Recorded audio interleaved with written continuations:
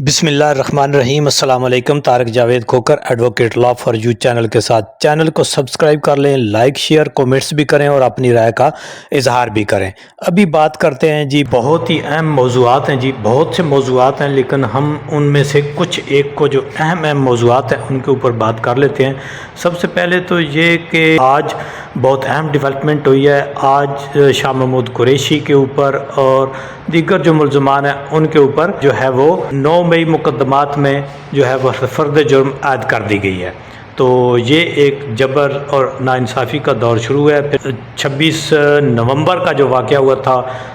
PTI का इस्लामाबाद का मैसकर हुआ था, उसमें जो मुलजमान थे पीटीआई के डिस्चार्ज कर दिया था मुकदमात से, लेकिन इसके बावजूद बदकिस्मती से उनको फिर जो है वो अदालत के अहाता अदालत से ही जो है वो एटीसी कोर्ट इस्लामाबाद से गिरफ़्तार कर लिया गया। इसके ऊपर भी बात करेंगे, लेकिन सबसे पहले अहम दिन है वो इस तरह से कि ये जो मुल्क है ये इस 16 दिसंबर को 2 लख्त हो गया। वजूहात क्या थी वो आप सब जानते हैं। हमूदुर्रमाश कमीशन रिपोर्ट और बाकी जो चीज़ें अखबारात में, इंटरव्यूज़ में वो चीज़ें आती रहती हैं, उनके ऊपर आप सब ही वाकिफ़ हैं कि किस तरह से आज भी ऐसे वाक़यात के ऊपर पाकिस्तानियों का दिल दुख ही है। लेकिन लगता है कि जो अरबाब इख्तियारात हैं उन्होंने इससे कुछ नहीं सीखी। मामला उस वक़्त भी वोट की चोरी का था, मामला उस वक़्त भी मैंडेट की चोरी का था, मामला उस वक़्त भी विल ऑफ द पीपल के अगेंस्ट जो है वो ज़िम्मेदारों के फ़ैसले थे,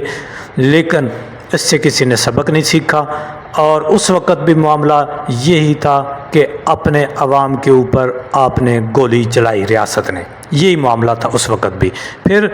जो वो गोली चलाने का सिलसिला है वो रुका नहीं है। इसमें अगर देखा जाए तो इससे लेकर कई स्याह दिन इस बदबख्त मुल्क और आवाम को देखने पड़े, लेकिन अब तो लगता है कि ये पूरी तारीख़ ही दागदार हो चुकी है और स्याह धब्बों से ये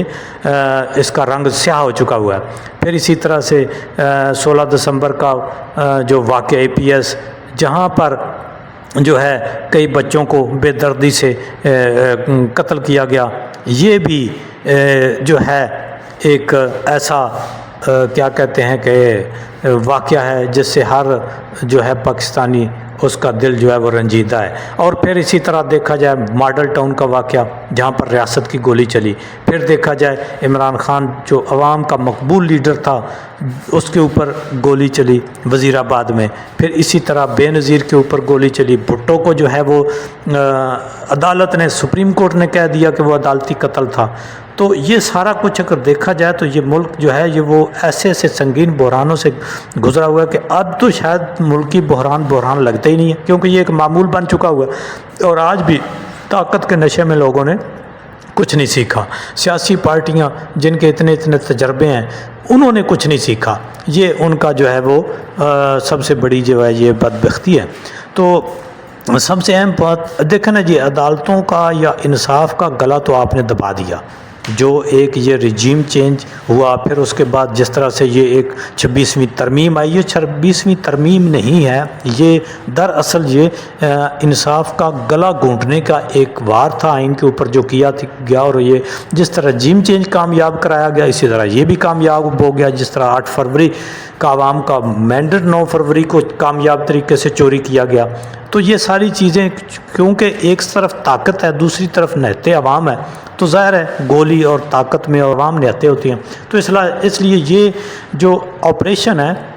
ये कामयाबी से हो रहे हैं क्योंकि ताकत का इस्तेमाल बेजा हो रहा है। दूसरी तरफ देखा जाए मुल्की हालात, तो लाहौर हाई कोर्ट में एक कितनी अहम तरीन दरख्वास्त आ गई है एक शहरी की। अब ये नामालूम शहरी जो होते हैं ना, इनकी दरख्वास्तें जब आती हैं तो इनका हम कुछ कह नहीं सकते कि वो नतीजा क्या निकलेगा। लेकिन एक दरख्वास्त आई है कि जिस तरह से चनार की तरफ जो पीछे एक वाक़या हुआ था, यानी उसमें अब हाई कोर्ट को कहा गया है, उसमें रिश्तेदार की गई है कि जी वो इंटरवीन करे और वहाँ 3 माह से जो है एक वो इलाका जो है वो मुनक़ता हुआ है, उसके राबते मुनक़ता हैं, वहाँ पे खुराक का मसला बन गया हुआ है, दवाइयों का मसला बन गया हुआ है और इसको अमन की तरफ लाया जाए। तो इसका मतलब है देखें जी, अब आप अदालत में आ गए हैं, वहाँ तमाम सिक्योरिटी एजेंसीज फेल हो गई,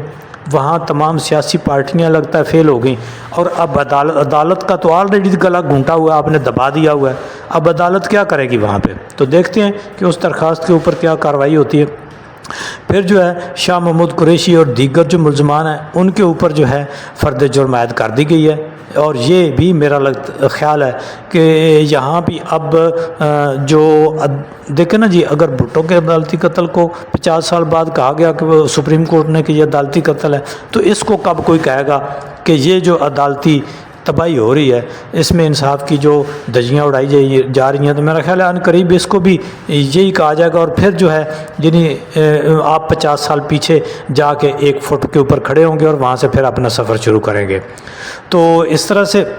اب دیکھیں جو سب سے بڑی جو ہے جو انصاف کے راستے میں رکاوٹیں ڈال رہی ہے، یہ بڑی بدقسمتی تھی، کیونکہ ریاست کا اداروں کا کام یہ ہوتا ہے کہ انصاف عدالتیں کرتی ہیں اور انہوں نے ان کے اوپر جو حکم عدالت کا ہوتا ہے اس کے اوپر عمل درآمد کرانا ہوتا ہے۔ لیکن چونکہ 86ویں آئینی ترمیم کے بعد چونکہ قاضی چیف جسٹس فائز عیسیٰ عدالت کا اور انصاف کا بیڑا غرق کرنے کا جو بیڑا اٹھا کر آئے تھے، وہ کامیابی سے بیڑا غرق کر کے اپنی منزل کی طرف رواں دواں ہو چکے ہوئے ہیں، تو اب یہ جو اب پیچھے رہ کیا گیا، صرف یہ ہے کہ جی ایک آدھ کوئی جسٹس ہے، جسٹس منصور علی شاہ، وہ کبھی خط لکھ دیتے ہیں اور کبھی جو ہے وہ کچھ کہہ دیتے ہیں، کبھی کچھ کہہ دیتے ہیں، حالانکہ یہی سب لوگ جو ہیں وہ قاضی صاحب جیسے جج کو جو ہے وہ چیف جسٹس پہنچانے تک کا موجب بنے تھے، اور انہی کی وجہ سے جو ہے وہ رجیم چینج ہوا تھا ایسے اس عدالتوں کی وجہ سے، اور انہی عدالتوں کی وجہ سے یعنی آئینی ترمیم کے تحت جو ہے ان کا جو ہے سارا کلا کما ہوا ہے۔ تو اب یہ دیکھیں جی، کسی کو بھی انصاف کی توقع رکھنا، اب دیکھیں جو 26 نومبر کو ہوگا، جس میں ریاست نے بیجا طاقت کا استعمال کر کے اتنے شہریوں کو قتل کیا، اور پھر سب سے بڑھ کر یہ کہ ان کو قتل کر کے ان کے خون کو اور یعنی ثبوت ان کو مٹایا گیا۔ اے پی ایس کے واقعے کو دیکھ لیں کہ کیا اگر وہ ملزمان اتنے طاقتور ہوتے کہ جو ان کو قتل کرنے کے بعد ان کی بچوں کی لاشیں بھی چھپاتے اور ان کے جو ہیں وہ کیا کہتے ہیں خون بھی دھوتے اور ان کی وہ ثبوت بھی مٹاتے، تو ہم ان کو کیا کہتے ہیں؟ تو اگر ریاست بھی یہی کام کر رہی ہے تو ایک پھر میرا نہیں خیال کہ ایک عام یا کوئی دہشت گرد تنظیم، دہشت گرد لوگ یا قاتل، یعنی وہ کی ڈسکا والی سغراں، اس میں اور ریاست میں فرق کیا ہوا ہے، یہ تو مجھے سمجھ نہیں آ رہا۔ تو دیکھیں جی، یہ بہت ہی جو ہے میرا خیال ہے کہ یہ ناانصافی ہے۔ ریاست کو ایسا کردار ادا نہیں کرنا چاہیے، ریاست کو جو ہے وہ اپنی غلطیوں کو تسلیم کرنا چاہیے، جوڈیشری کو اپنی غلطیوں کو تسلیم کرنا چاہیے، اور یہ جو سیاستدان ہیں ان کو اپنی غلطیوں کو تسلیم کرنا چاہیے، اور عوام کو اس کرب سے نکالنا چاہیے۔ عوام جو ہیں ان کو اس چیز سے کوئی غرض نہیں ہے کہ ان کے ساتھ جو کچھ ہو رہا ہے یہ کون کر رہا ہے۔ ان کی نظر میں اگر آج آپ دیکھیں، ایک سروے کرا کے دیکھ لیں، تو میرا خیال ہے کہ کوئی بھی ایسا پارٹی یا ادارہ نہیں ہے جس کے اوپر عوام کہہ سکے کہ جی ہاں یہاں ہمیں امید کی کرن نظر آتی ہے، اور اگر کہہ سکتے ہیں تو وہ عمران خان اور پی ٹی آئی کے بارے میں کہہ سکتے ہیں۔ اگر ایسا کوئی سروے اگر انڈیپینڈنٹ ہو جائے تو میرا خیال ہے کہ جب تک اس بحران سے پی ٹی آئی اور عمران خان کے ساتھ بات چیت کر کے ملک کو نہیں نکالا جا سکتا، دھونس، دھاندلی، جبر، ناانصافی اور گولی سے آپ جتنا عرصہ مرضی دبا لیں، یہ اس کا مطلب یہ نہیں ہے کہ عوام خاموش ہو گئے ہوئے ہیں تو انہوں نے سب کچھ کو تسلیم کر لیا ہوا ہے۔